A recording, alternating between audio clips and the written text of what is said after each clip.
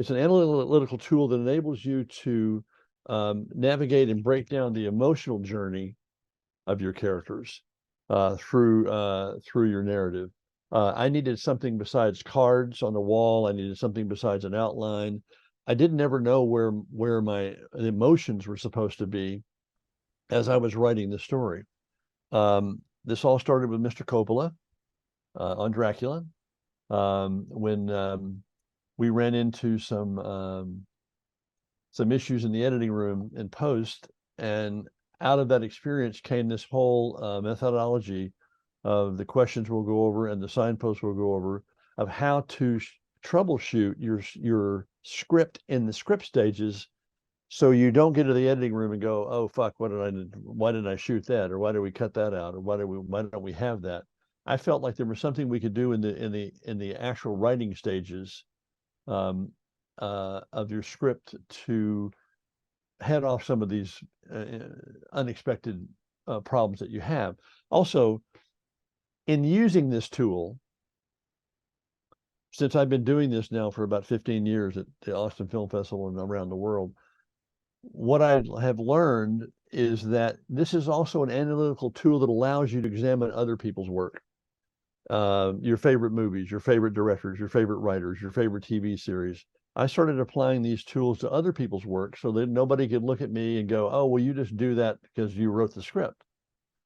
These tools will actually work for a rewrite, when you're breaking an original story or original series. It also will actually help you, like what we're going to do today, break down somebody else's work so you can see the breadcrumbs they left you, or why they did this, or when they did this, and it's all for the audience. Jose and I have done some really interesting charts, and The Last of Us is one of the most interesting I've done. It was one of the most challenging that we've done, only because it's so good. And I will freely admit that I didn't expect to like this series. I thought it was going to be a retread of another zombie, what The Walking Dead did, what George Romero started years ago. Just, hey, we got another zombie movie, another zombie series, and I was blown away.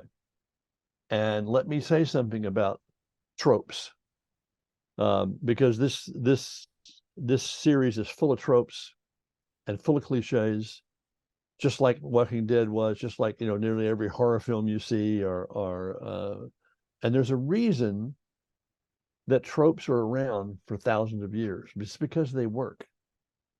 Cliches work. They are audience comfort food.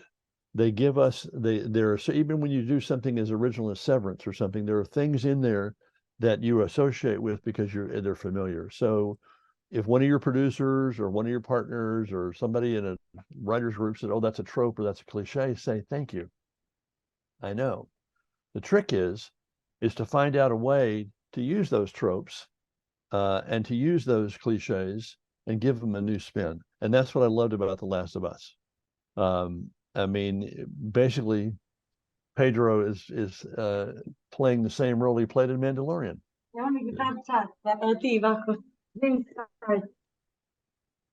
Oh, somebody, is that Tessa? Okay. Tessa, we hear you. So that Pascal is playing a similar role by escorting a young being to another destination.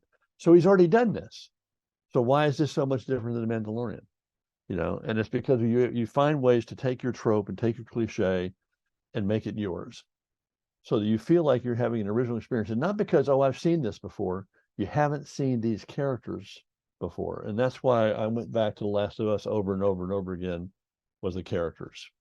So what we wanted to do today, you're the first audience, you're the first people we've tried this chart on.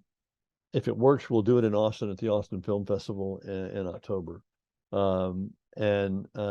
So Jose and I literally worked on this up until just a few minutes ago. We've been working for a few days on examining this. And again, I've now watched this series 5 times. Every time I watch it, I get something a little bit different. There's a little breadcrumb there that I didn't, we just had a discussion today about something that Jose thought he saw, and I said, no, that's not what it was. It was this. So part of the beauty of having an analytical tool like this is it enables you to go back and re-examine other masters' work, or more masters' works, or even bad stuff that you can figure out why something went wrong. Scott Frank, we did Queen's Gambit 2 years ago in Austin. It was a very big success. Scott Frank doesn't, and I've known Scott for years. He wrote and directed Gambit, created Gambit. He doesn't believe in any of this. He believes you just sit down and write till you figure it out.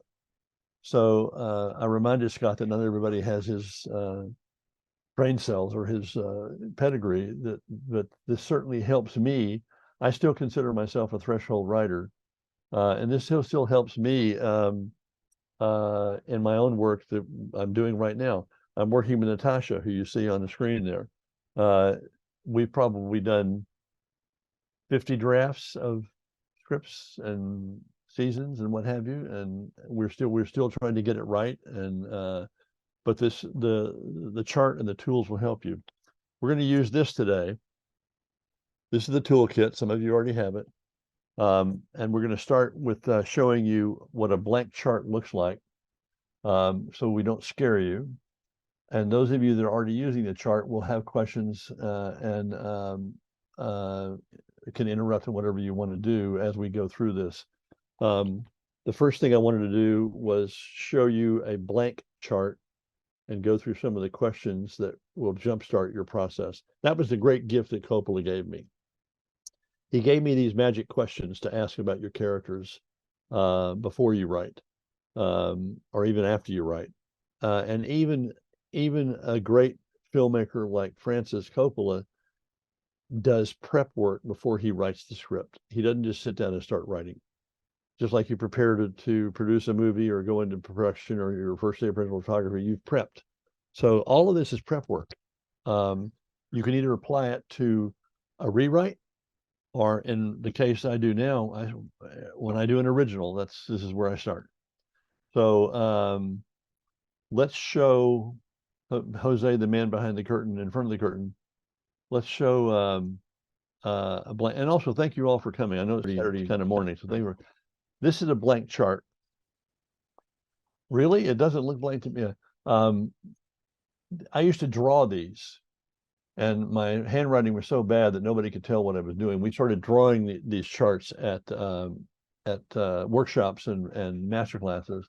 And finally, Jose and Samuel out of Venezuela took over the chart that had been started by Guy Goldstein about 5 years ago, so that you could actually carry something with you all the time, that at any time in your writing experience, you had access to the chart.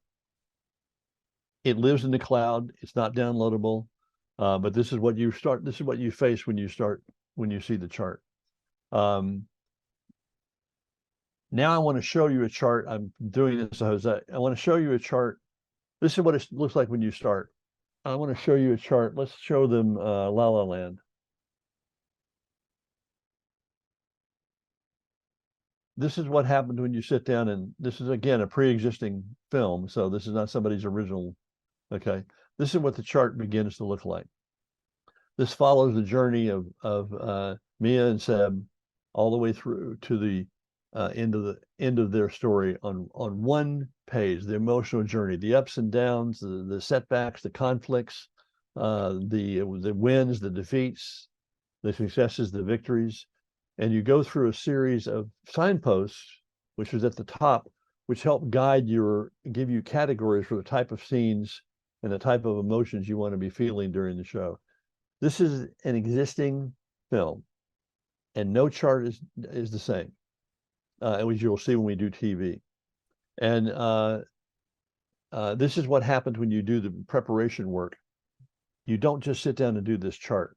Where you start, when you have a blank chart, is you start with the core questions, which are the three questions that Coppola gave to me when we first started. So let's go back to the blank chart. And some of you are already using this, so bear with us while we work through this. The blank chart, you start with the title, and then you have the core questions. These are the three questions that Francis Coppola gave to me back in the day that started me on this whole thing. And there were three very simple questions. I promise you that you'll review these over and over and over again. And I just want to answer these questions about our main character in Last of Us. So these are the three questions Coppola gave me. The first one was, who is the main character and what do they want? What do they need is different, but who are the characters? What do they want? So let's talk about Joel in Last of Us. Let's just start right there. When we meet Joel in the series, what does he want? And you can chime in or raise your hand or put it in the chat. I'm just curious if you can see how simple the want is. Anybody have any ideas what Joel wants? To find his brother. That's very good. No, that's not quite it. Zimran knows. Okay, well, what is it?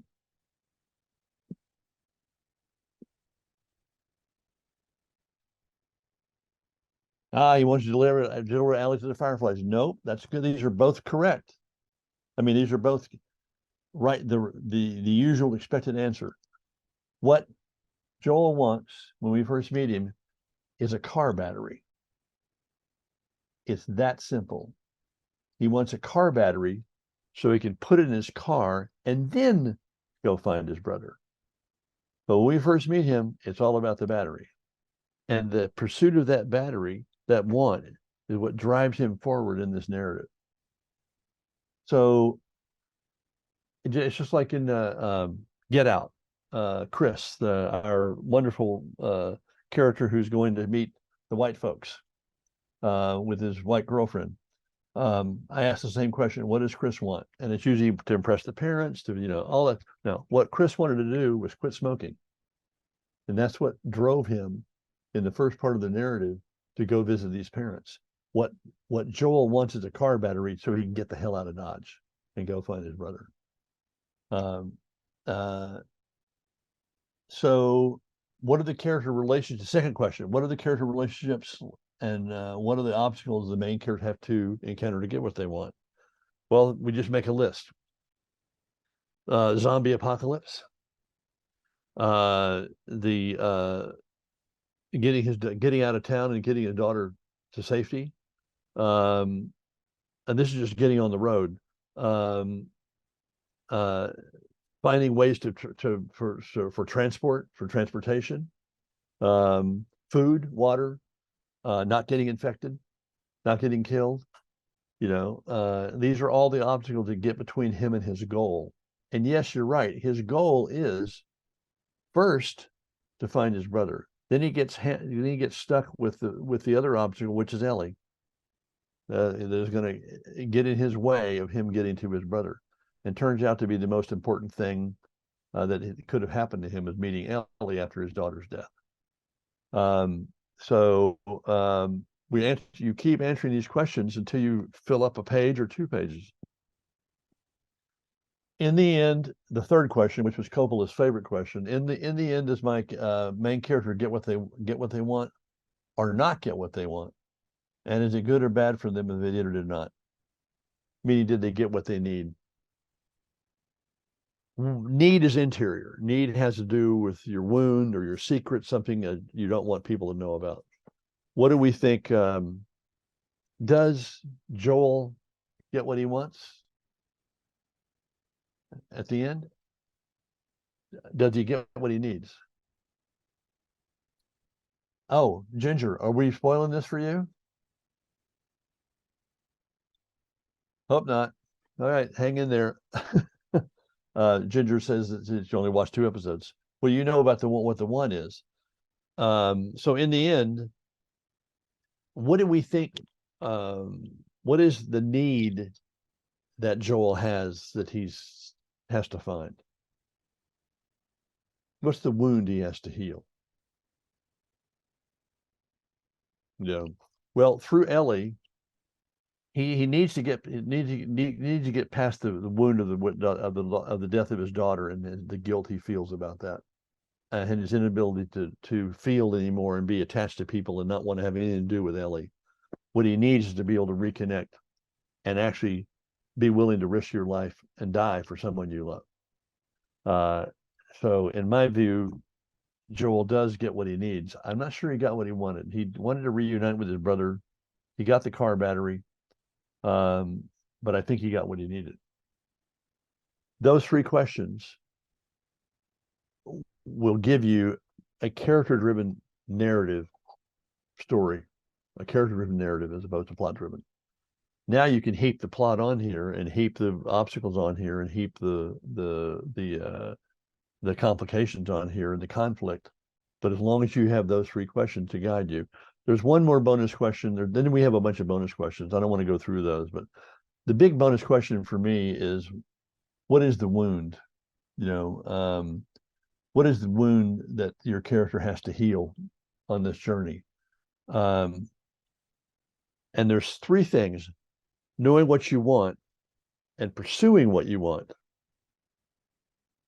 leads you to what you need, or when you find out what your goal is. And once you discover what you need and you address that need and you embrace that need, it usually deals with a wound that you're carrying inside you that you don't want anybody to know about or don't want anybody to be bothered by. It's your problem. And in the series, it takes Ellie a long time to learn that Joel has lost his daughter. Ellie is the young girl that he has to take to a group called the Fireflies because she's infected, but she's not showing symptoms and turning into a monster, so they believe she's immune. So she becomes a very special case that Joel is strapped with, that he has to deal with. He doesn't want to at first, and over the course of the journey, she becomes incredibly important to him to the point where he will kill people to protect her. So that's the wound. What is my character's wound? That could just be a secret, but look for that kind of element when you're building your characters, and we'll bring it out when we do the chart. His wound is the death of his daughter and his inability to cope with it and feel emotions again for people. He goes through a lot of loss in this. He loses a lot of people that he comes in contact with. It's like everything you love, you lose, is what Merlin said to Arthur. And that really does work here for Joel's character. He loses so many people in this, and in the very end, it's Ellie that he has to protect and save. Anyway, the first step you do before you do the chart is answering these questions as to your best of your ability, and it will force you to your writing. I mean, it'll force you to write. Also, if you use an analytical tool to go through and identify the answers to these questions in existing material, you'll be amazed at what you'll discover about how the structure of this works and how the characters evolve in other people's work and who to learn from or who to steal from. As Francis said, steal from the best. Now we have the signposts. What you're looking at is a template for a feature film or a 3-act or a 5-act or 7-act structure. This template works for film pretty much as it exists. Television is very different because all the signposts don't line up the same way. We have set the world.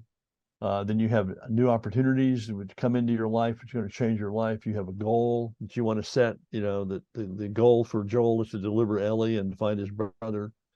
Then you have a series of progress and setbacks where you're up against. This is where the complications of the journey come into play. Cinderella moments are moments, we have a lot of them in Us. Cinderella moment is a moment where you want to give your character a little pat on the back, a little pixie dust, encourage him to go on. Give the audience hope that there's going to be a satisfying ending. And then usually in a feature narrative or in a fiction narrative, to have something what I call top of the mountain. and that is a signpost where your main characters have achieved some part of their goal. They've had a big breakthrough, or something wonderful's happened, or they've sacrificed and won something. They've achieved something that makes you feel like they're going to make it. And it could be in an episode, or it could be for the whole season. We'll show you the top of the mountain for the whole season. This is important to have, because if you wait till the end, your audience is going to be gone and asleep. Top of the mountain is like a halfway point, where you encourage them to go on. Usually a Cinderella moment usually tees it up, or comes in and around it. Top of the mountain in Last of Us, you'll see it's pretty clear. Point of no return, self-explanatory. It's something that happens to your characters, or knowledge, or an event, an action they take that they can't undo, that's irrevocable. And it's interesting because in Last of Us, usually being bitten by one of the infected, by one of the clickers, infects you, and there's no way to cure it. You're dead. You're gonna die in a few, you're gonna churn in this thing in a matter of minutes or hours. That would be a point of no return. They can't figure out a way to undo it. It's impossible to undo. Ellie represents the possibility of undoing it. But usually the point of no return is something you can't go back and change and say, oh, I'm sorry, I didn't mean it. Let's start over. Resurrection opportunity is a signpost that also can move around. It's usually where some outside force, something you didn't expect, a character or an event, or somebody who didn't even seem to matter in the story, suddenly comes to your rescue, or at least makes it possible for you to get back up on your feet and fight again. This is an important one. This also travels in a TV series. And finally, my favorite is the satisfying ending. Not every episode is going to have a satisfying ending. Sometimes you will have 3 or 4 episodes linked together that are telling a part of the story, and then you'll have a satisfying ending. I don't mean happy ending or sad ending or Hollywood ending or good or bad ending. It's satisfying. Is have I satisfied the audience? Have I taken them to a place where they accept the ending as not being convenient or stupid or out of the blue, or are they satisfied with the experience you've given them? And you'll see several places in Last of Us where you have satisfying endings and where you don't. But this is a big one for me. Is it, have you taken your audience to a place where they're going, okay, I buy that, I get it, I understand. And I use the word audience a lot because all of this is about the audience. What are you doing to the audience? What are you doing for the audience? What does the audience know? When do they know it? How do they find out? When do are they happy about it? Are they sad about it? Are they pissed off about it? But every one of these signposts has to do with the audience. It's playing, it's delivering on an audience expectation of what you are telling in the story, the expectation of how you set the table. What is their expectation? And once you sort of find your way writing about those expectations, the characters take over, because the characters have expectations too. And I also learned that from Coppola.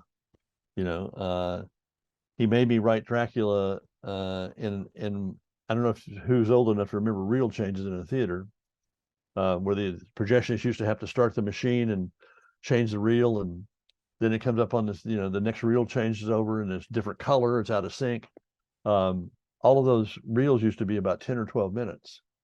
And Francis said to me one day, I want you to write Dracula in reel changes, so that every 12 pages we would examine it and look at what we'd done for the audience. How had we treated our audience? Were they bored? Were they excited? Did we give them a piece of information they can't wait to find out what happens to it? So the audience is what I have been a big, I don't know, a proselytizer of as an element in your work. The audience is who determines whether we're successful or not us.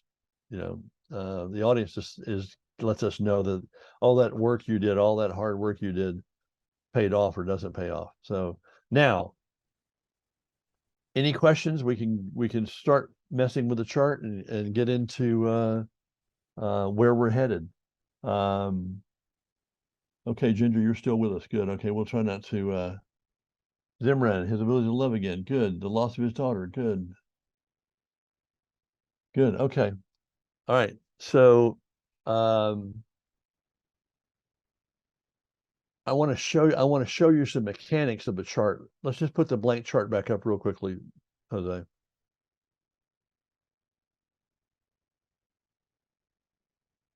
We've answered the questions. Now the next thing we do is we've added Joel. You see where we've added Joel there on the. So what's real simple is how you start plotting these points on the chart.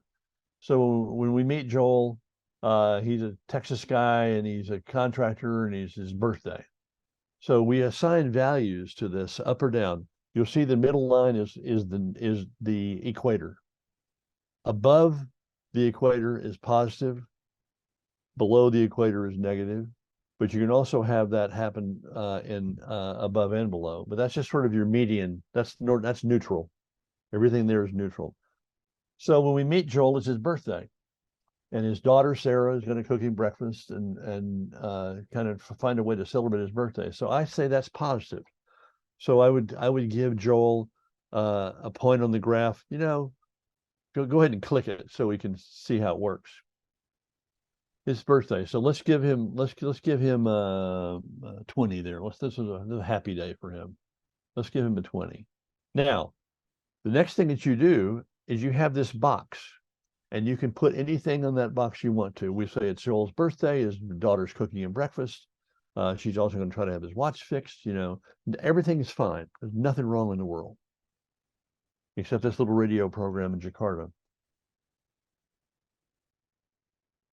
So these are prompts for you. So then the next thing that happens, let's say the next thing that happens, this is called set the world. We're setting up his world.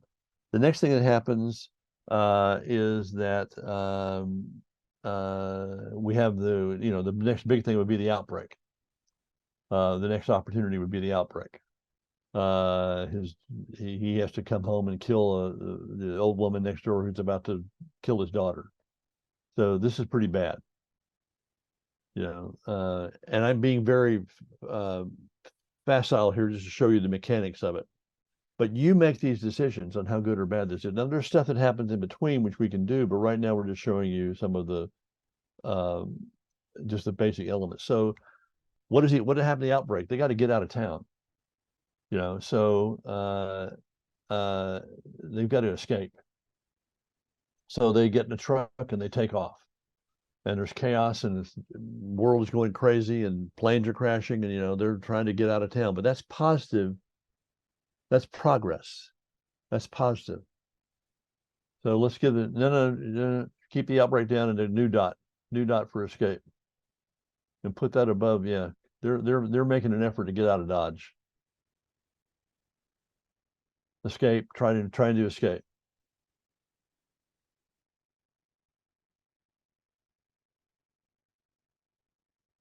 And let's make that pretty positive because they're succeeding. Then he loses his brother in a car crash. That's good or bad? There we go. Thumbs down. That's bad. Okay. Loses his brother in a car crash. All right. That's second opportunity. Then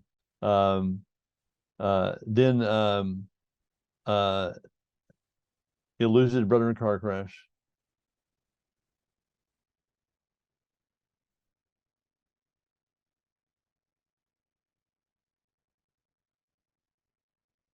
And then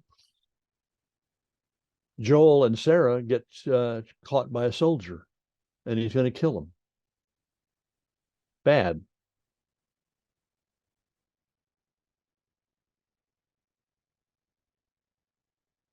And then we have the unexpected.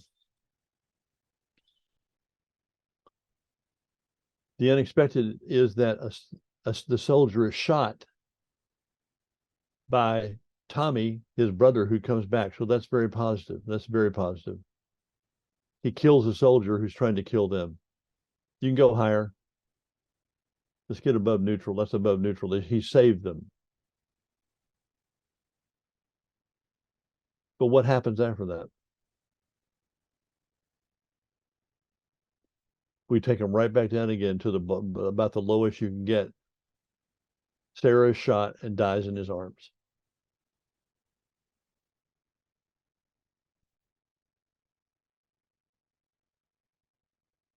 Now, all we did was cherry pick some of the larger moments in episode number one, but I just wanted you to see the mechanics. Because as you see, I would tell Jose to go higher or lower. So you make your own decision here about how good or bad something is. But look where we started. It was his birthday, and within about probably 9 or 10 minutes, 11 minutes, we're world is in chaos, and in about 15 minutes, his daughter dies. Okay, so I wanted you to see the mechanics of this. Now let's actually, any questions here so far? I know that people always ask, well, how do you know how far to go up or down? That's your decision. How severe something is, or how good something is, or how bad something is, or how important something is. And we have other tools here that we'll show you as we go. And down below, where you see populating below, everything you put in the boxes, in your scene boxes, appears down here. You can also cut and paste. You'll see you can cut and paste from an existing script. You can cut and paste from your outline. You can cut and paste from your treatment to go into these boxes so that you have those scenes figured out in your head when you've answered all the questions. You can cut and paste the answers to your questions into these boxes. All right, so in the movie chart, now I want to show you how you can change the signposts around. Can you move? Let's go to Cinderella moment. Can you add a Cinderella? Can you move the Cinderella? Can you add a Cinderella moment to another part of the chart?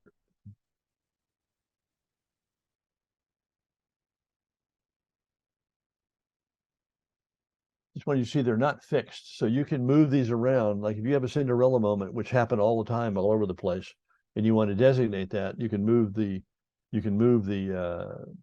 signpost. You can also change the title of the signpost. You can give this anything you want to. Sarah gets her father's watch fixed for his birthday. You can have that instead of Cinderella moment. So you really can tailor this to what you need to remind yourself of where you are in the story, but it's a Cinderella moment. So you can move the signposts around, you can add them, you can take them away, you can change the title of them. But for a film, you usually start with this template and see how it works for you. Okay, this is the feature chart. Are we ready to go to the big board here? So we can walk through this story.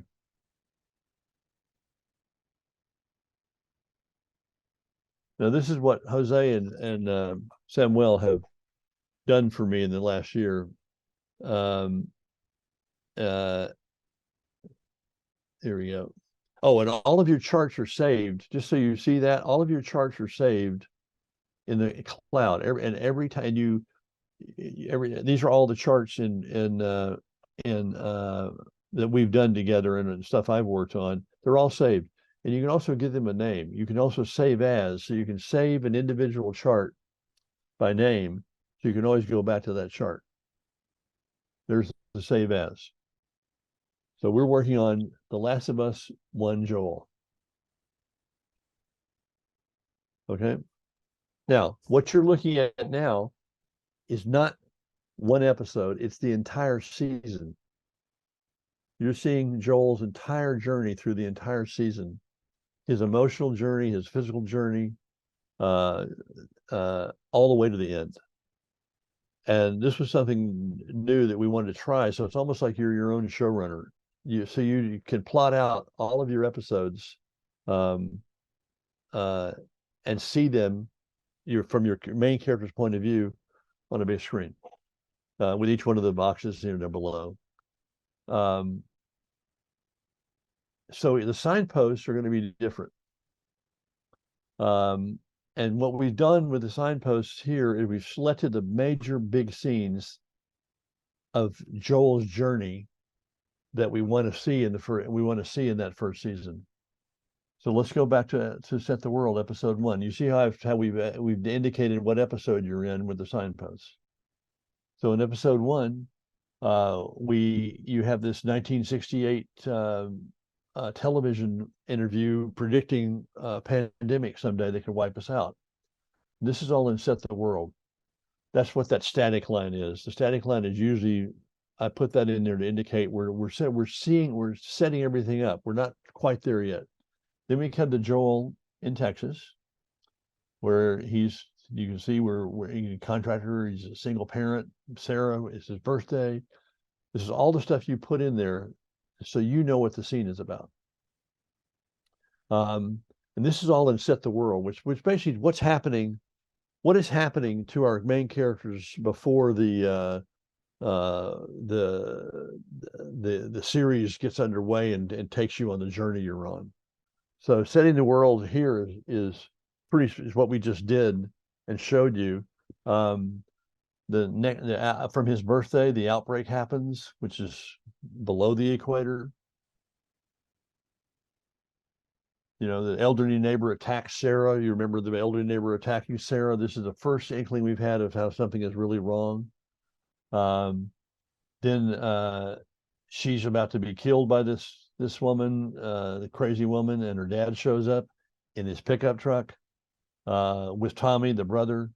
And they get in the car and they go. Total chaos. And this is all happened in a matter of minutes. And the breadcrumbs are there. You see the old woman convulse in the background.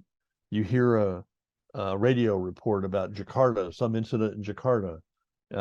You begin to hear these things that you hadn't really paid attention to, you know. And that woman who's convulsing in the background turned into this creature. And also even another breadcrumb. Sarah's trying to make pancakes because she wants to make pancakes for her dad. They don't have any pancake mix because Joel forgot to get it. He's very forgetful. He forgot to get pancake mix. It turns out that the pancake mix may be what saved them, because the fungus was being transported in flour and food products, all that kind of stuff. It was getting around the world that way, the cordyceps. And those are breadcrumbs that this enables you to see. If I was tracking the pancake mix, I would put pancake mix in that thing. Don't forget the pancake mix to pay it off later on. So they try to escape. Tommy shoots the soldier that's trying to stop them. That to me is a big moment. We think everything is okay. And you go from that moment where there's relief, like, whoa, and Tommy's back, having been lost in a crash. And then within seconds, you realize that Sarah's been hit. And we think she's going to be the lead in the series. I mean, when you see Sarah is so good in the first episode, you're going, oh, it's going to be about her and her father. But no, you've made the character empathetic. You made the audience love the character. You've had the audience invest in the character. And then Joel loses his daughter. She dies in his arms. And this is going to be the wound that haunts him throughout the series. It's not going to go away, but he's going to become numb to it and push people away and push relationships away and not want to get involved emotionally with anybody.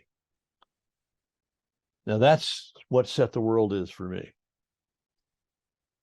Then we're going to have what we call a new opportunity. It's a new opportunity that's going to come into your main character's life that's going to change it. We jump to 20 years later. We don't know, we go off of the death and suddenly we're 20 years in the future. We don't know what's happened to Joel, but we find him that he's alive and well, but he's working. Clearly there's been some shit go on because he's working in a corpse. He's burning bodies outside of a walled city. Obviously things have gotten worse than what we saw. So but he's alive. So that's better than holding his dead daughter. So we're now in this new opportunity, and we're still in the first episode. Can you show the box here? Jody is alive. It's right there above Sarah's hit. Yeah. Now this is important because the dead body he tosses on the detail as a child, and the woman that's in the detail with him couldn't do it, but he just does it just offhandedly without very much emotion. He hesitates and he just throws it on there.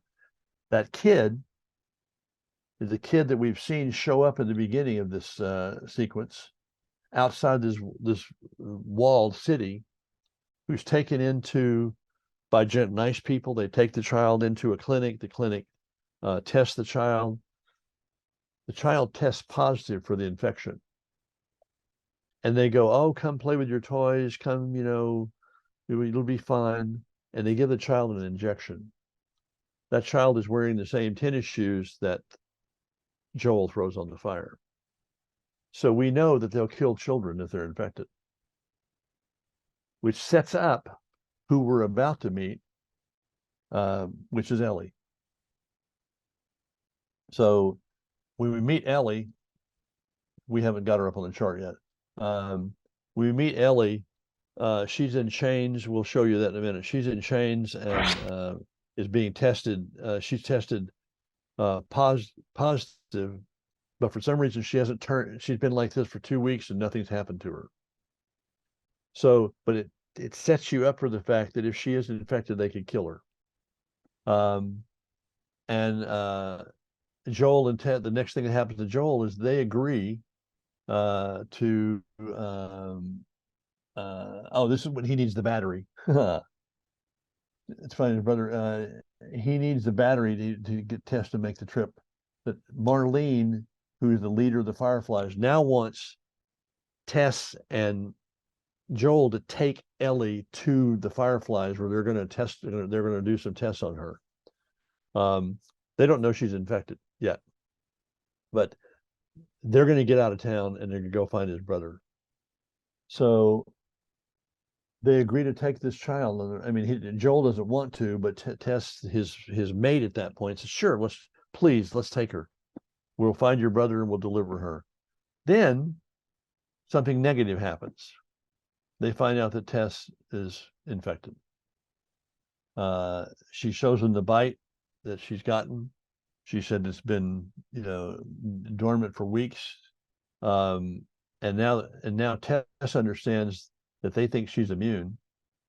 And that's why they want her delivered to this clinic somewhere outside of Boston to see if they can get an immunity serum out so they can inject people and they won't get sick.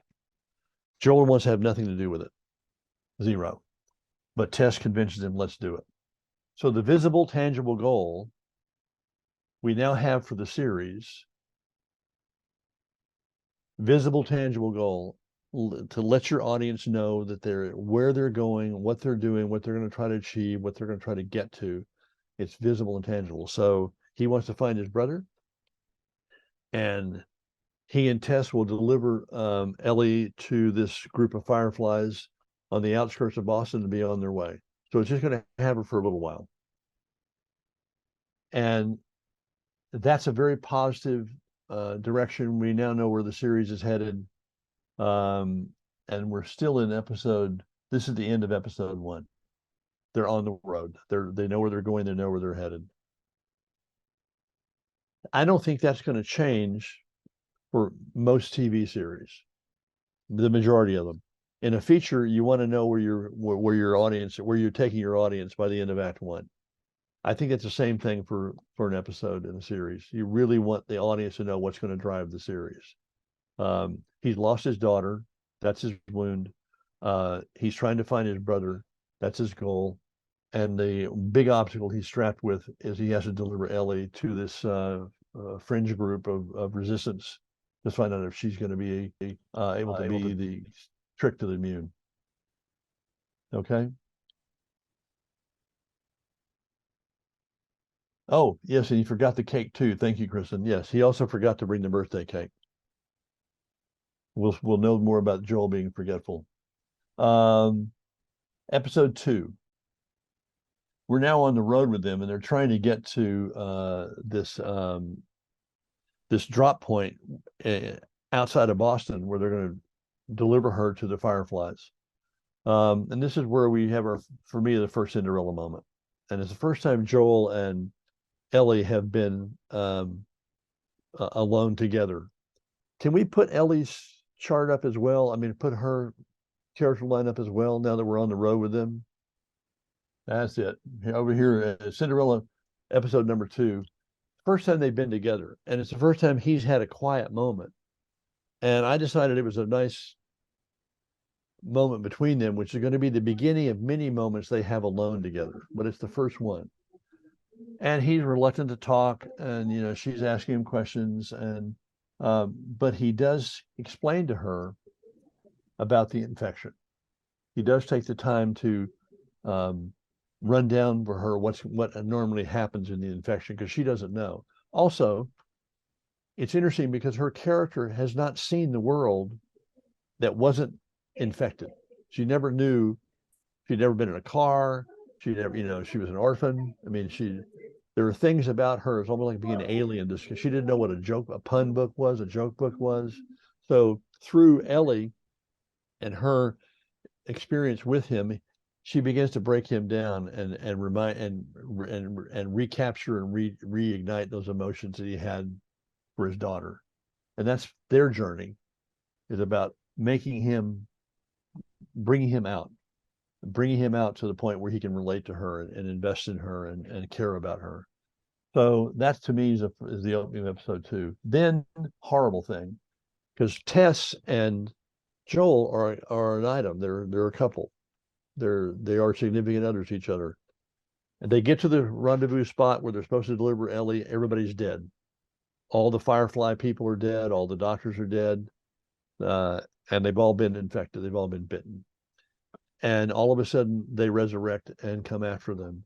And in the course of that, Tess is bitten, which is going to be the second person that Joel loses. So she's bitten. That's where we see the downward. The downward. We've taken her downward. They had to take a shortcut through the Boston Museum, fighting the clickers, and then and he rushes Ellie out because Tess says, "Go, go, go." She knows she's going to die, so she starts spreading gasoline around to burn them. Her lighter, which is also a breadcrumb, won't work, and finally it works, but not until after this horrible graphic moment where one of the clickers gets her and holds her with all the crap coming out of its mouth and forces her to kiss him. So you see her just being infected. She finally gets a Zippo lighter to go and drops, and Ellie and Joel are outside, which is the high point here, and they see this building go up in explosion of fire, which kills Tess and seems to have killed all of the clickers inside. So you go from this horrible moment to a moment where they're alive. Ellie's been saved, but Joel has lost Tess. And that's why I put the downward arrow there. It was a positive event because they both survived, but I wanted it to have a negative. This is also a double negative. So this is what we do with our toolbar here, our graphic tools. We can add these kinds of punctuations and graphics to sort of indicate how you want an audience or how you want to be feeling when you're reading the script at this point, or when you're seeing the movie at this point. So that's the end of episode 2, is the death of Tess. Now Joel and Ellie are alone. He's got to deliver her somewhere, and they're headed. He's going to try to find his brother, but they're also headed to this next rendezvous point. And at one of the stash houses, because Joel knows this part of the world, so you go into old grocery stores, old gas stations to get food and supplies. And while they're at one of his stash houses, Ellie finds an infected human trapped in some debris, and it can't get her. It can't reach her. And she has a switchblade that came with her backpack, another breadcrumb. We don't know where the switchblade came from, but she's got a switchblade. And she's talked to Joel about death, and you get tired of killing him. What's it like, you know? And she ends up stabbing this infected human and kills it. And she doesn't really have any emotions or any feelings about it. And you know, I watched this scene, and it's very disturbing, but there's also like there's no reaction on the dead person's face, and there's no reaction on her face. So what I did here with this is I think it's also positive and negative, so I brought it down a bit. But I did something where I connected two feelings about this. That sometimes you'll have a scene where there's a good and bad, or there's positive and negative, and you want to show that. So I made a little tension line between these two moments where this is a 12-year-old girl killing another human being.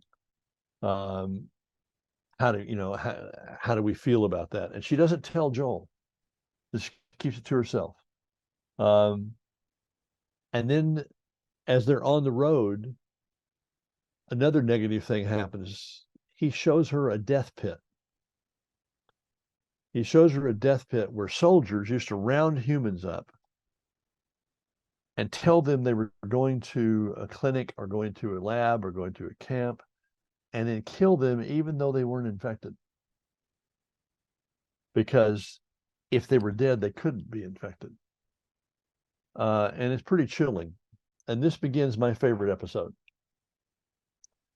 There's a flashback that happens, the bodies that are, she's looking at all the bodies, and it's horrible to look at. And it was really reminiscent of the Holocaust. I mean, it's one of those images where you go, Holocaust. And suddenly we're going to flash back on the story of one of the bodies. And this is the story of Bill and Frank. Now, I didn't chart them because I didn't want to, but you could chart them all by themselves. Bill was a big survivalist, burly guy, you know. He built walls around his town and electrified the fence and had all kinds of guns and armors and food and what have you, and light beam by himself. And one day Frank shows up, who's this very kind of gentle, very educated, you can tell he's disheveled and what have you, but he wasn't an unkempt person, and very intelligent, very intellectual. He just wants food, and Bill wants to kill him. And he said, "I'm not infected. Please don't. Just let me have some food. I'll leave." And Bill said, "Yeah, that's what they all say." But Bill brings Frank inside and actually brings out this fabulous dinner with great wines, incredible food. And Frank sees a piano there and realizes that, you know, and this is Bill's house. It's immaculate. And they have this wonderful dinner, and Bill still keeps his gun on the table because doesn't believe that Frank's not going to be a bad guy. And at the end of the dinner, Bill, the big burly guy, has been so lonely and so alone for so long that he kisses Frank. And Frank kisses him back. And it is really beginning of a beautiful love story.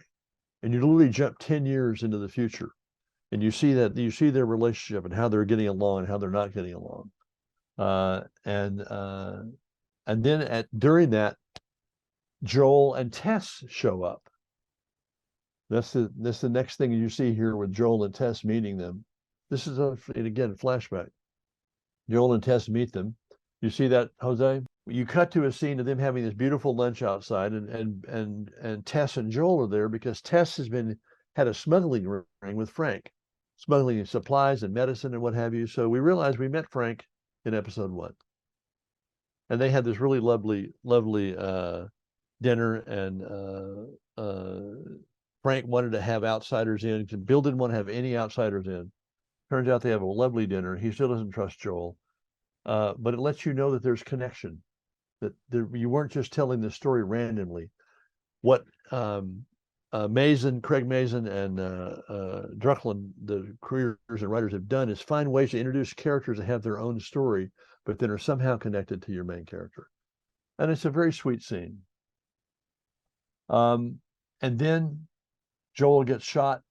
Bill gets shot in the gut on a raid. When the and the clickers and other humans come to raid them. Um, Frank gets sick and is in a wheelchair over years, and finally Frank doesn't want to live anymore, and they have a double suicide.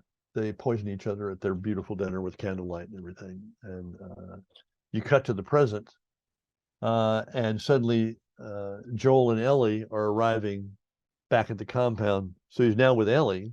They're on the road. You see that spot, sir? Lower to the left. There you go. Joel and Ellie show up. And because Joel has told Ellie about them, and he realizes that he knows the code to the gate, but he realizes that the beautiful flower garden they had is all dead. He goes inside, and something's wrong, and he finds them in the bed. The last thing they did was go to bed with each other and hold each other. He finds their remains in the bedroom. So he and Ellie stock up. Bill actually left a battery, parts for and his new truck, and to give it to whoever finds the letter, to Joel. He actually thought Joel would come back. And this is where Ellie gets a gun. She's constantly been asking Joel for a gun. He wouldn't give it to her. She finds a gun in Bill's drawer, takes the gun, but doesn't tell anybody. So now she has a gun. And with a very satisfying ending here. This is one of the ones where I use a satisfying ending. We have a satisfying ending to Bill and Frank's story, which is lovely. Ellie gets into her first car. She's never been in a car before. They're all manned up with food and weapons and what have you, and boom, they're on the road. And that is the end of my favorite episode. If you haven't, who do we lose here? Freeze. It's your next episode to watch. It's wonderful. So now, again, our main characters are back on the road, and they're headed to this rendezvous spot to take Ellie to see if she's going to be able to be immune. If they can throw a serum off of her. And I think this is in episode 4 begins with, I think, my favorite Cinderella scene, which is they have a feast with Chef Boyardee canned ravioli. I mean, Joel considers it a delicacy, and he found it in one of the stash houses, and they have this hysterical night when they're eating beef ravioli.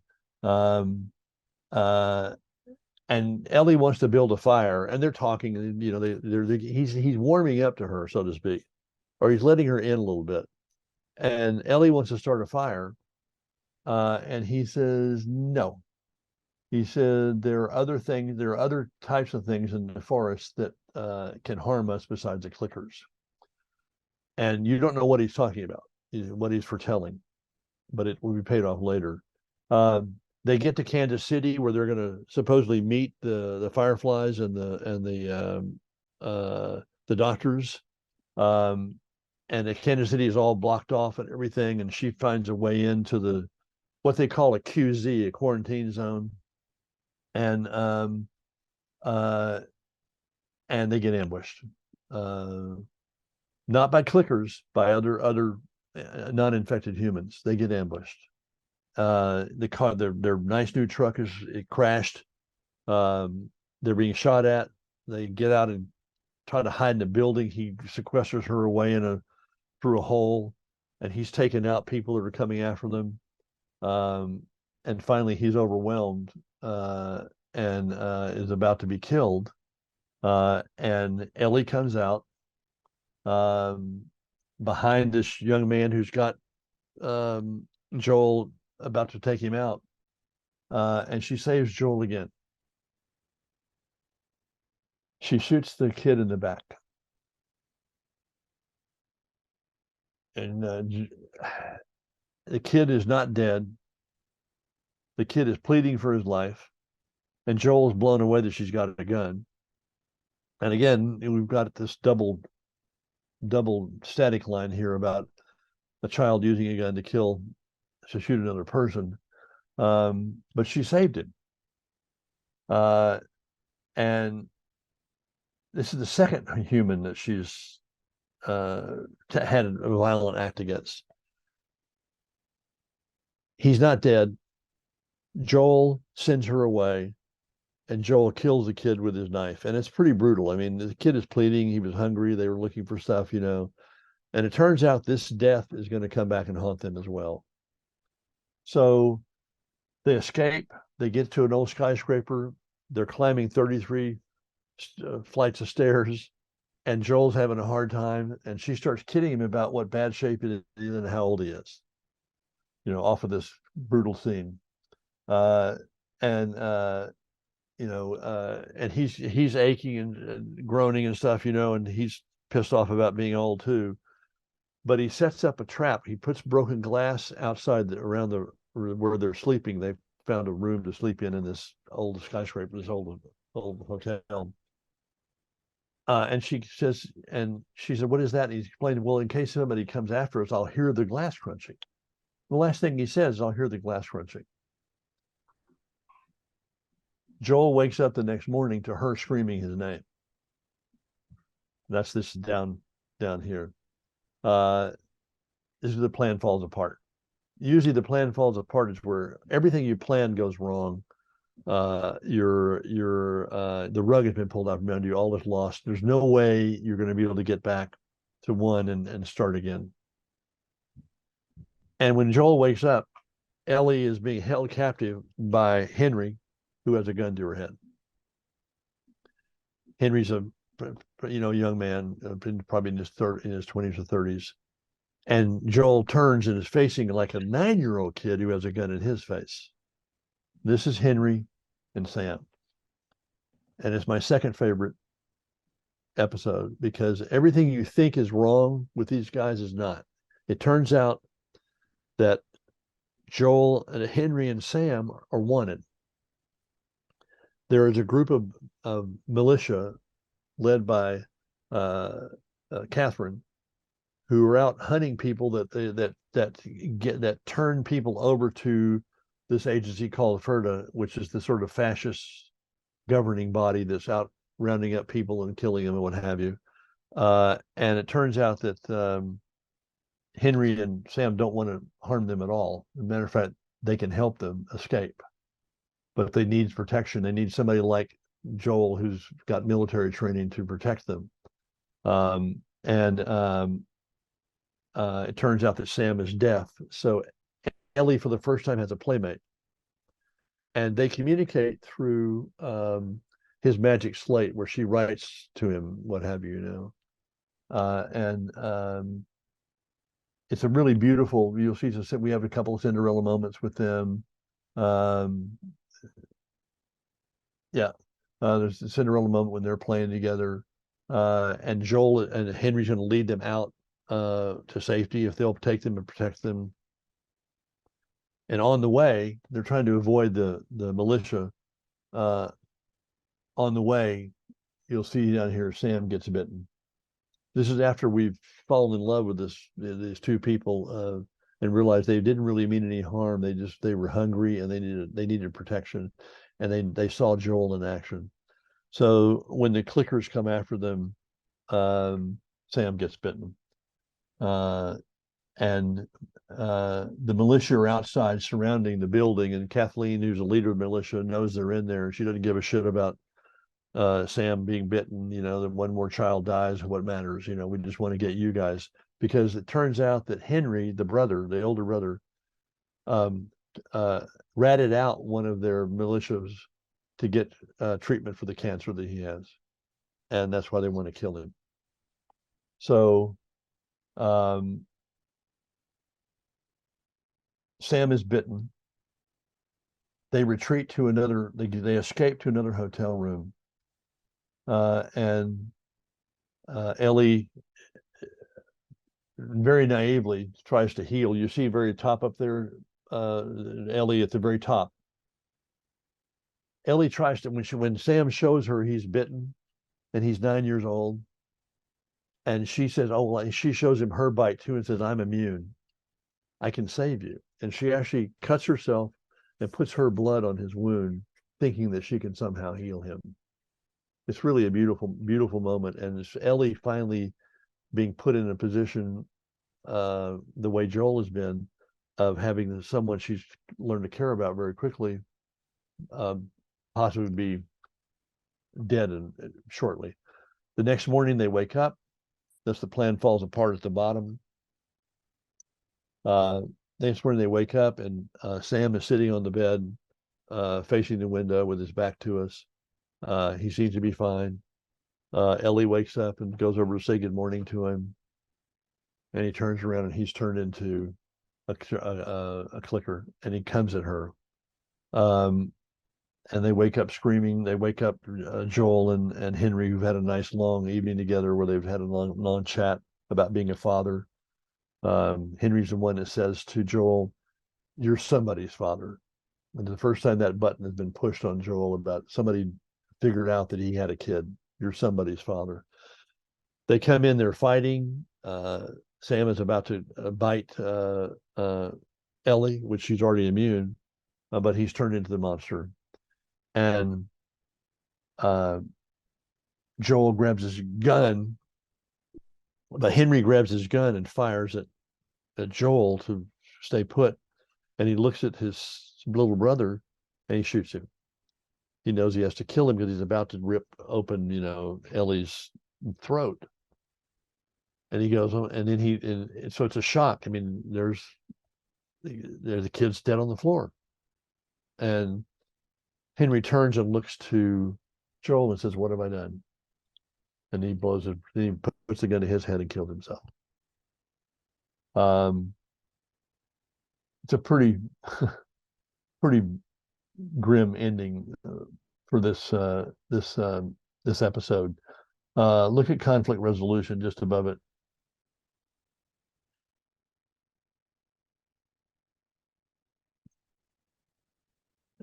Conflict resolution is a signpost that I use as well. It's when you've all the sort of what you put into motion, the conflict you've had in a series or between people or in an episode, it's resolved. And you have a way of resolving it with a final scene or a last moment. In this case, the conflict resolution for Henry and Sam and Joel and Ellie is the burial site outside the hotel the next morning. And Ellie's now lost somebody. This is the first time she's had that, experienced that loss of somebody she connected with. And she puts the magic slate down on the grave, and she's written, "I'm sorry." And they get in the truck, they take off, and they're on the road. And we are at the top of the mountain episode, which is where Joel is finally reunited with his brother. So he's reached his goal. He finally reunited with his brother. But look at it. The series is not over. It's not the end. We're 2/3 of the way through the series. He reunites with Tommy, who's living in this great town in Colorado, where they've got plenty of food, plenty of water. Nobody's infected. They've managed to somehow sequester themselves away from the infection, the cordyceps, the fungi. And we think everything's going to be, because it's this beautiful town, and Tommy says, "What the fuck are you doing here?" And Joel looks around this beautiful city and goes, "I came in to save you," and they both get a big chuckle out of that. And we think everything's going to be fine. The woman that captured Joel and Ellie, mass riders like come and surround them and bring them to this town. The woman that brought her in because Joel asked about this man's name, Tommy, and it turns out Maria's married to him. So Maria brought them in. Maria and Ellie connect. You think everything's going to be great. And then Joel and Tommy clash. They have a setback.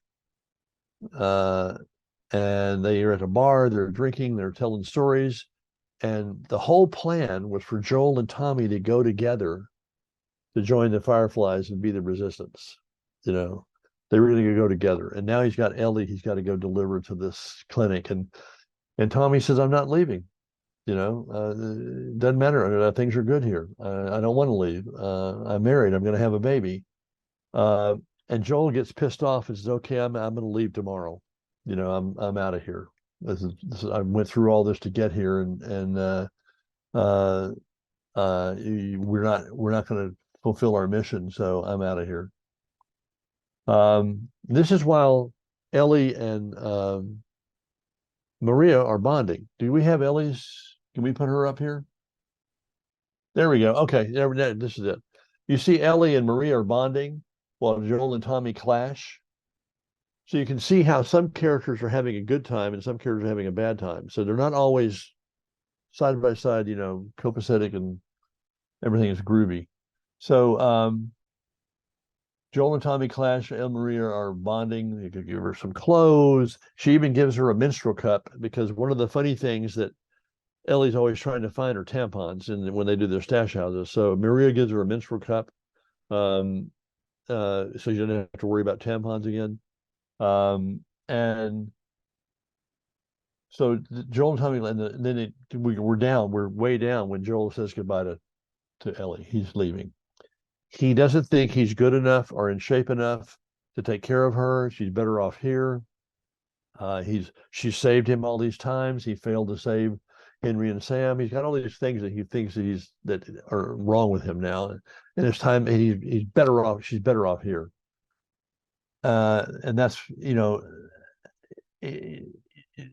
she saved him with the gun. There's all this stuff she's done for him, and he feels like he's not helping her. But Ellie isn't having any of this. You can click on Ellie there. Ellie isn't having this. She's asked him, "What are you afraid of? What is it you're afraid of?"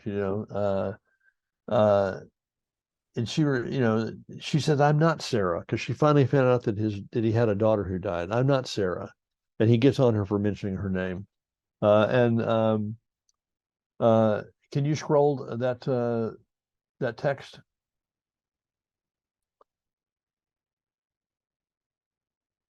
Yeah, everyone she's ever cared for or ever has died, and he's the one person who's been there for her, and now he's going to leave her too. So he'll be just like all the rest of them. So she's not having it. So the satisfying ending here, and this is where I use satisfying ending, is that the next morning, Tommy, the brother, comes and takes Ellie to the stables, and they find Joel, who was going to steal a horse.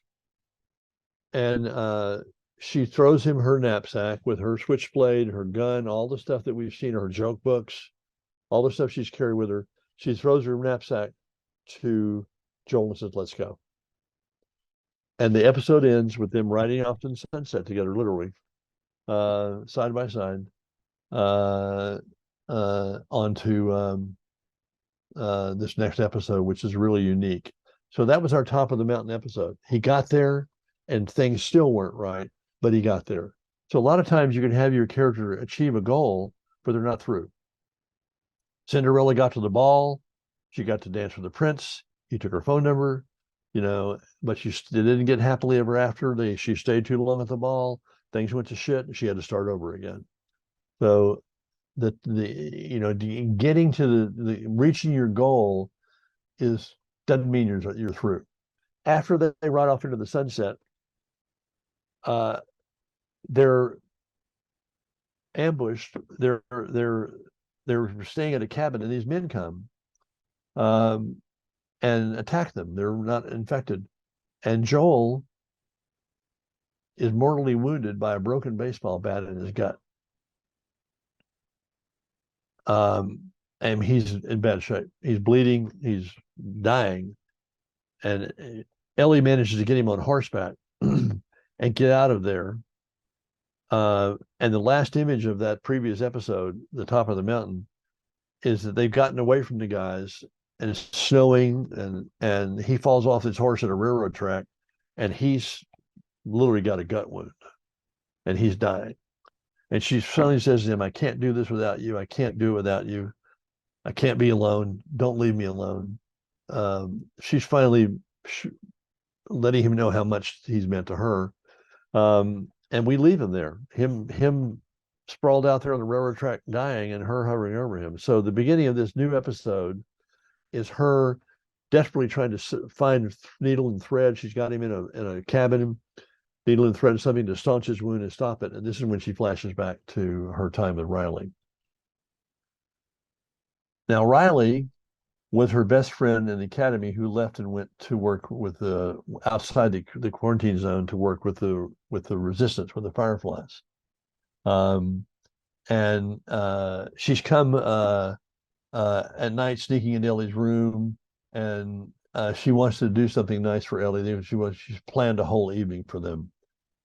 So she takes her to a shopping mall, which is abandoned and a wreck, but it turned out to be that this is where Riley's been operating out of. So she's got Christmas lights set up, and she's got a shopping spree. So they go to Victoria's Secret. Ellie can't even imagine wearing anything like that. She'd never seen that. They go on a merry-go-round. This is all Cinderella moments. That's why I made it pink. And they're having a great time. The last thing they do is they go to this Halloween shop. They put on masks. They're dancing, and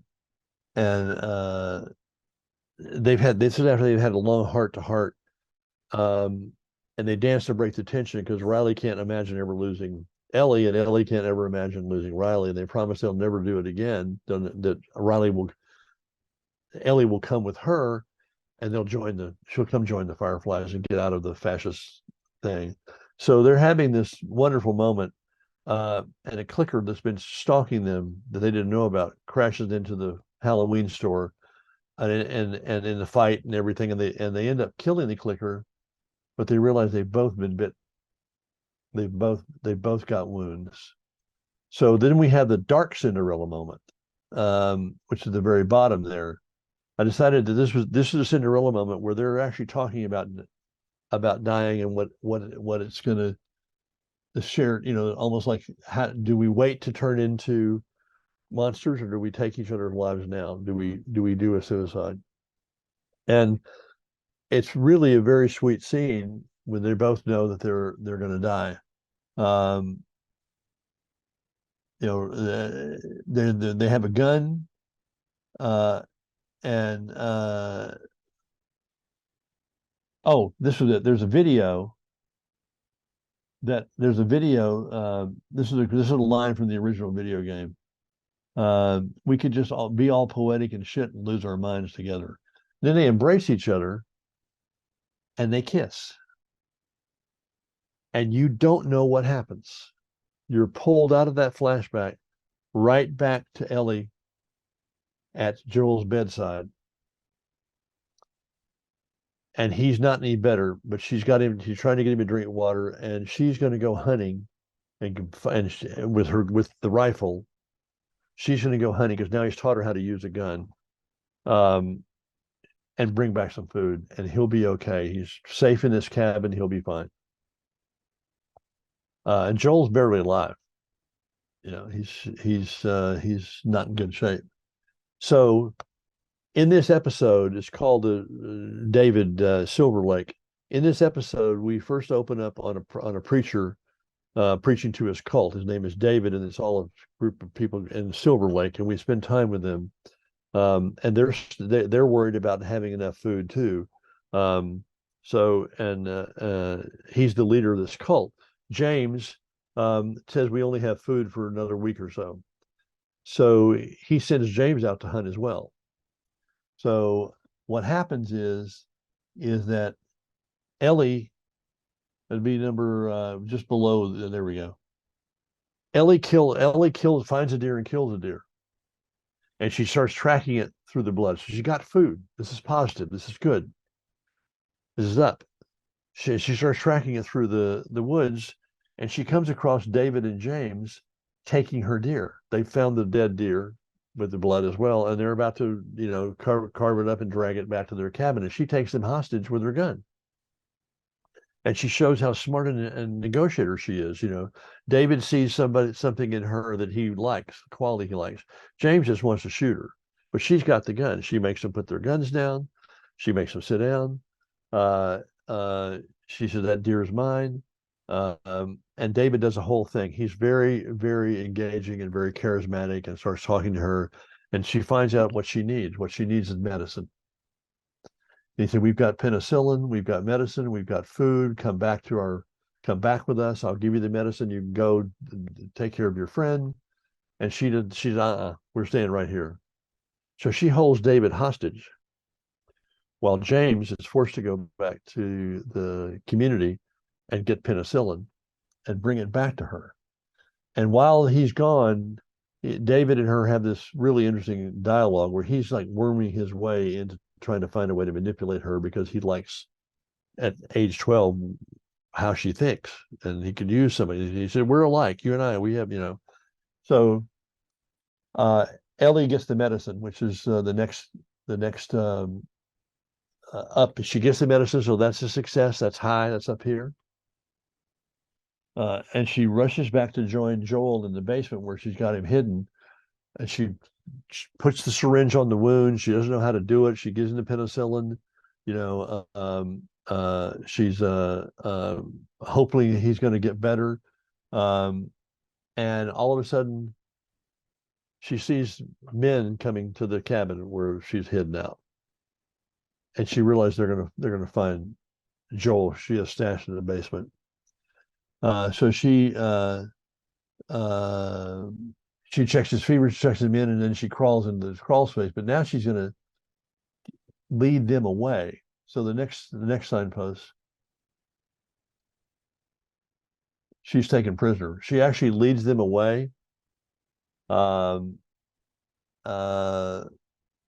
right. There are men arrive. They take her prisoner because she leads them away. She didn't want them to find Joel. She's gone. They take her back to the community. And then Joel wakes up. Joel recovers. He's the penicillin worked. He waked up. He can't find Ellie. He goes outside. He starts looking around. He starts following a bloody track, and we know that he's on the trail.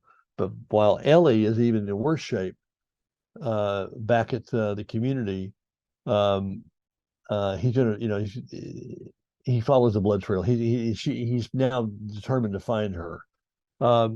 Ellie is now a prisoner. She's locked in a cage in this kind of kitchen warehouse with David talking to her. Everybody in town wants him to kill her because they found out that she and their crazy man killed a friend of theirs and his son in the other town nearby, and that was Henry and Sam. And they want David to kill her and then go find her friend and kill him. And he's keeping her alive because he thinks there's something there. And she's having none of it. And this is the point of no return. She's in this place where they're preparing meat. They're chopping up her deer, but at the point of no return, the next one down. While she's in there having this conversation,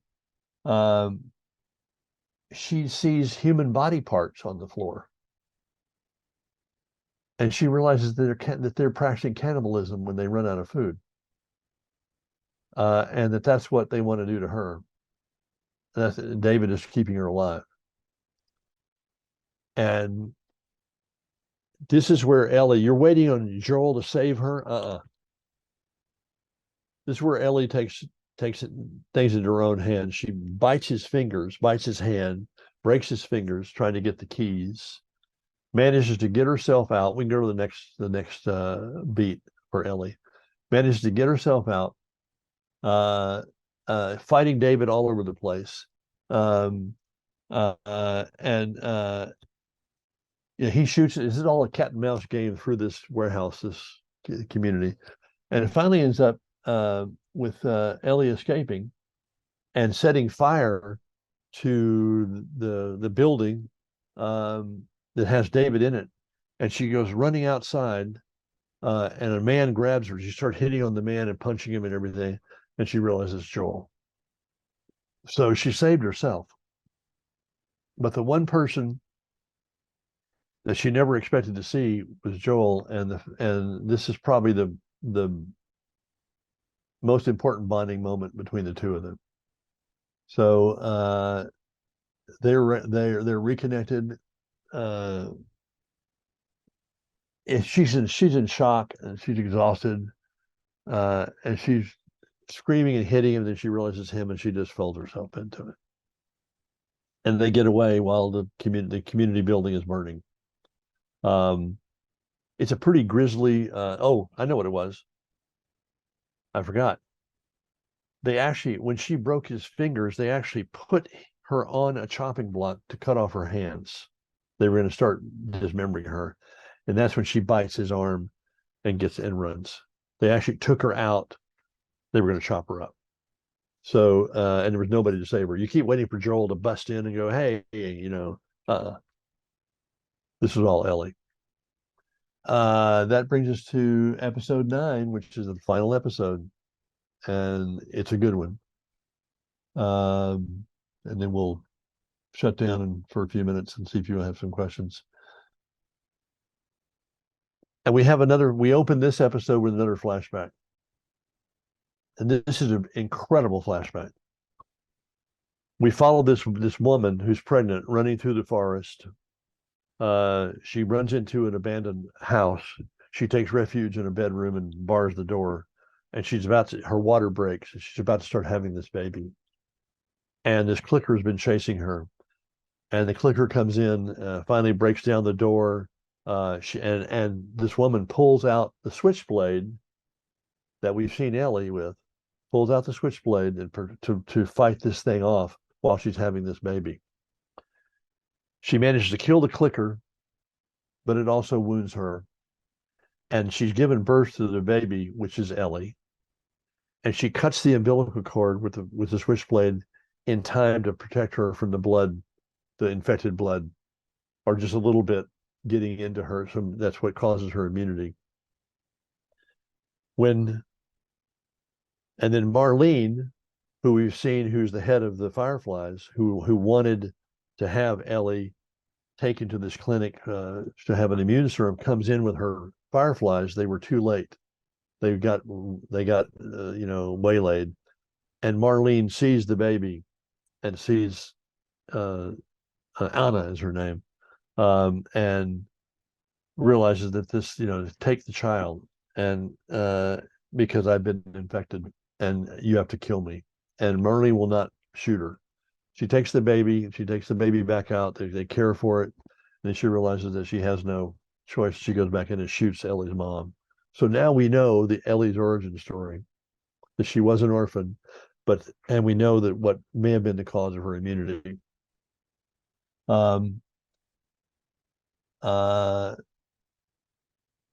Okay, so now we're into what happens here in episode 9. So we see Marlene in the past, and now we see her in the present. They finally arrive at the rendezvous point, and soldiers come out and knock Joel out at this rendezvous point. He's out cold. When he wakes up,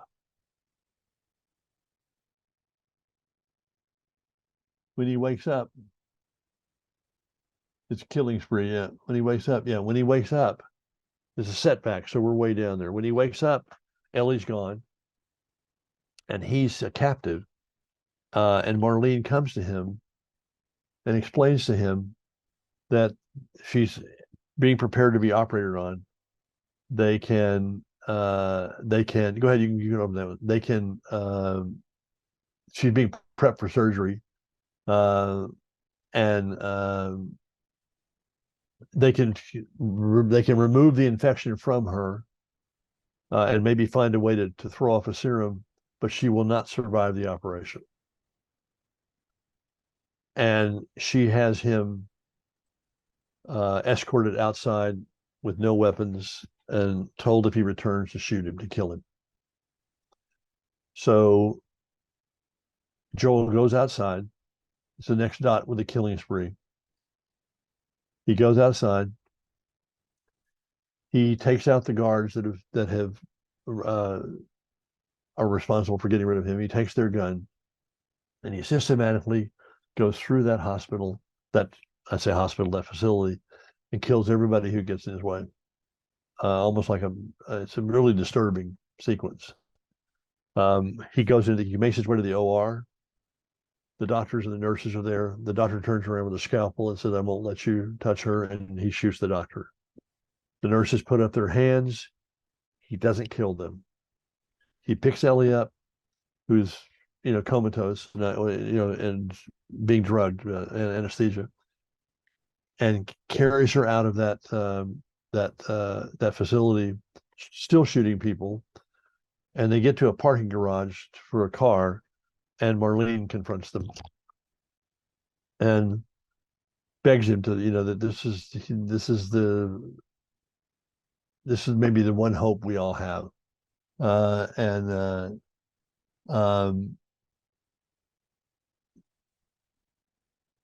he listens to Marlene, and then he says, "If I let you go, you'll just keep trying to find her." And he kills Marlene. And then they leave. And the last thing, Marlene tries to reason with him, and he shoots her anyway. The last thing we see is the two of them together, in a car, and they're headed back to Jackson, where it all started, to see what's left there. And Ellie says to him, "What happened? What happened to?" She saw the dead bodies and what have you.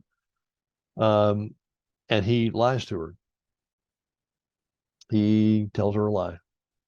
He tells her that they got into a firefight. The clickers came in. People were killed. He makes an excuse. He doesn't tell her the truth.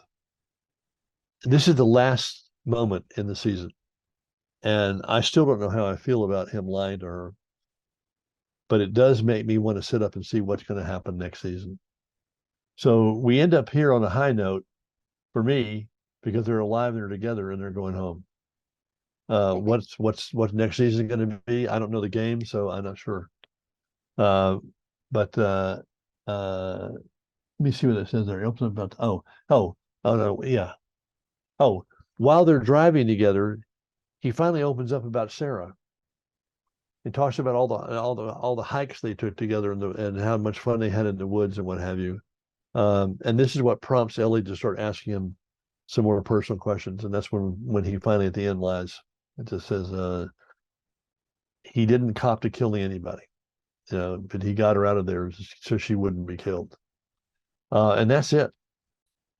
In a television series, as you can see, the values of the signposts and the values of what happens when shift. It's not defined that you must be here by so and so and you must be here by so and so.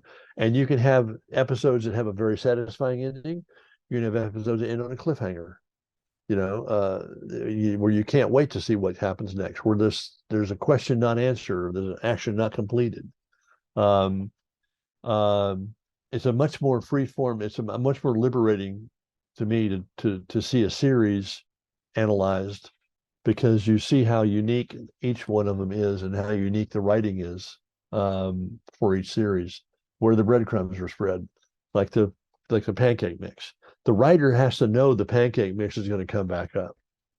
The audience doesn't, but the writer has to know it. The switchblade, where did the switchblade come from? The writer knows where the switchblade came from, but the writer's going to tell the audience when they want the writer to know. That's that whole thing about what do the audience know? When do they know? How do they find out?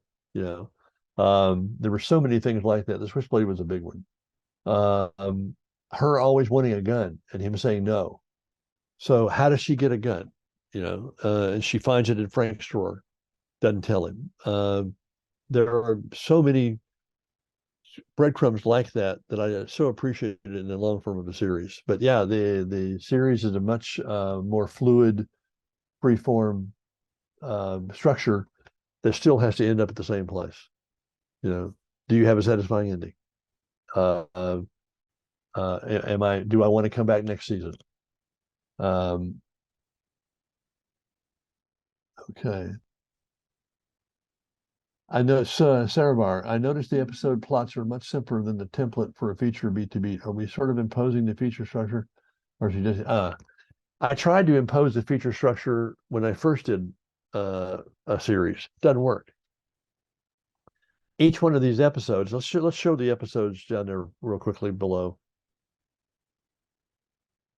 You'll see now we didn't go into it, but each one of these episodes is its own standalone um, uh, narrative, and you see how they're incorporated into the larger narrative.